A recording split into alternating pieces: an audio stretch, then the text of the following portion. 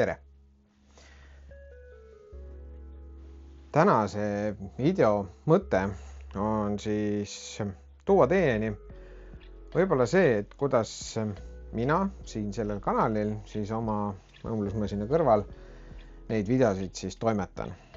Ja pikalt sai mõeldud selle üle, millist siis videotehnikat hakata kasutama, no kas selleks on siis telefon, mis praegugi filmib, või siis soetada endale mingisugune väiksem kaamera või siis lausa peegelkaamera, aga mulle see peegelkaamera variant nagu tundus võrdlemisi kallis ja täna on ikkagi need pisikesed nii-öelda seikluskaamerad väga kõva tehnilise hüppe teinud.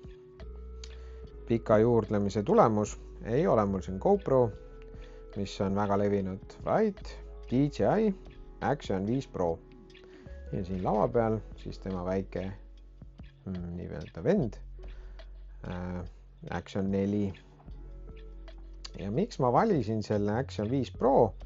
Seda siis puhtalt tehniliste näitajate ja eelkõige hämaras filmimise võimekuse tõttu.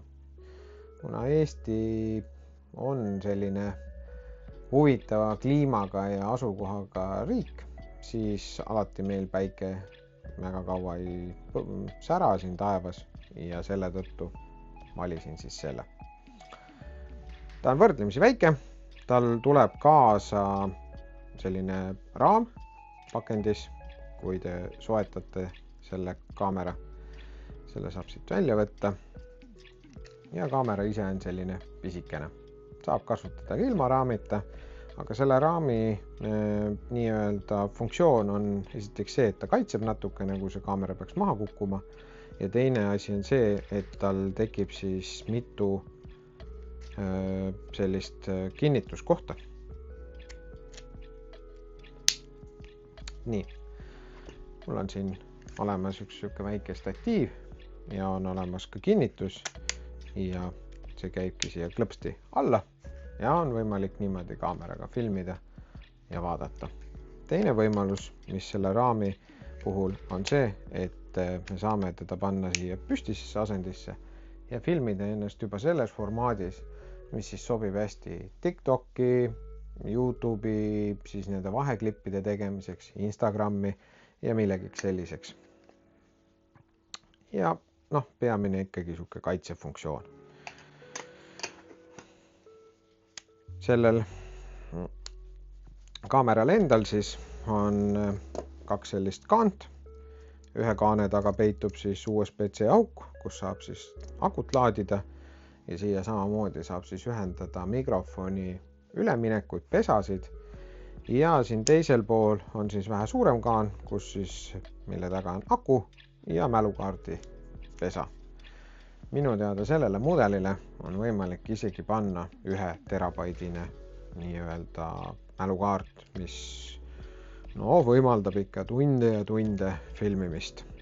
Muidugi loomulikult olenevalt siis resolutsiooni suurusest, aga siin nendes kahes kaameras ma kasutan siis 2,7K ehk siis miks?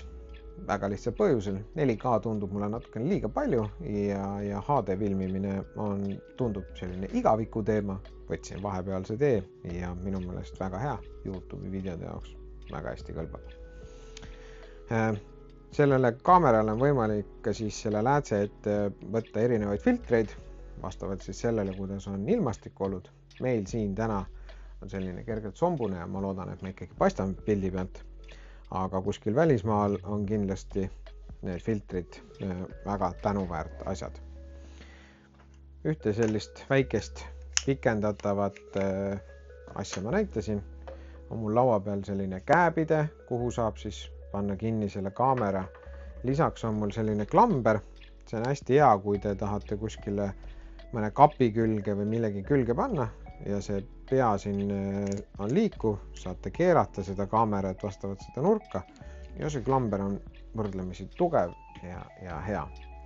Lisaks siis sai tellitud selline hästi huvitav liigendiga nii-öelda kinnitus, ja kui see nüüd päris lahti siit keerata, siis siia vahele mahub 4 sentimeetrit mingisugust plaati, toru, midagi sellist. Klamber, väga hea, saab ümber toru panna ja sellega saab ka siis kaamera panna ennast filmima ja oma toimetusi. Kaamera kohta peab ütlema, et tal on võrdlemisi hea enda mikrofon ja jah, see mikrofon võib-olla tekitab selle, et ta võtab natukene ka seda lisamüra kaasa.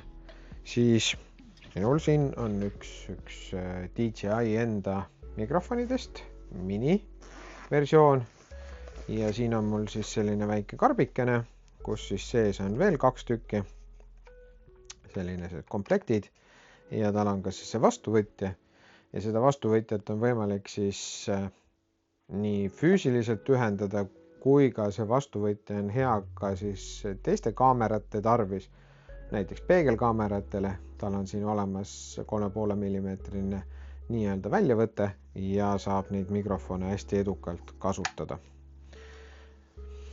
Mikrofonid on hästi siuksed pisikesed ja mis mulle meeldib nende juures veel, lisaks selle tuule takistajale, üritan ta siit võib-olla küljest ära saada, on ta siis selline hästi pisikene. Tal on olemas siin see nii-öelda klamber, millega saad riide külge panna, aga mulle väga meeldib see, et tal on ka magnet. Ja see magnet tagab siis selle, et kui teil on natukene õhem riietus, näiteks T-särk suvel, siis panete ta T-särgi alla, selle väikese magneti siia peale poole ja tegelikult saategi ära kaotada selle või kuskile nii-öelda mõne serva taha peitu. See mikrofon võtab päris hästi neid helisid vastu ja ei ole mingisugust muret filmida mõnda videolõiku. Need tuule nii-öelda summutajad toimivad ideaalselt ja kui panna nad siia karpi, siis nad hakkavad iseennast laadima ja seda karpi on võimalik siis siit USB-C-ga ka omakorda laadida. Nüüd päris täpselt ei oskagi öelda, et kui mikrofon tühjaks saab, et mitu korda siis selle nii-öelda nende dokiga siis on võimalik neid uuesti täis laadida, aga ma arvan, et siuke 2 korda kindlasti. Lisaks on mul veel siin üks selline kombo laua peal, mis siis on suhteliselt põhiline asi, mida ma kasutan.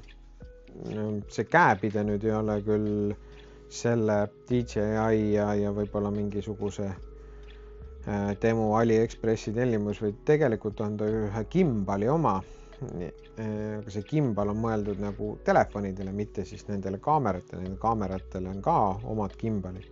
Aga minu meelest on ta siuke mõnus käes hoida. Ja miks on selline kombo nüüd tehtud, et siin on kaamera ja siin peal on ka üks valgusti, on pigem siis selleks, et kui on hämarad, pimedad olud, siis tehisvalgus on väga vajalik ja seda tehisvalgust saab siis siit hästi külmaks keerata ja hästi soojaks ja seda siis vastavalt sellele, milline on see kaamera pilt ja ümbritsev keskkond. Kõik neid rakiseid asju on täna võimalik internetist saada. Jah, mul ei ole siin kõiki asju toodud.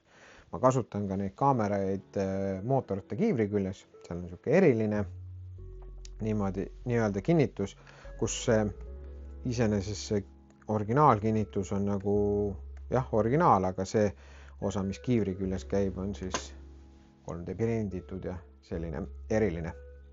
Igale kiivrile sellist universaalseid asju on ka olemas, aga nagu te teate, siis universaalne asi võib-olla ei sobi ikka kõigile.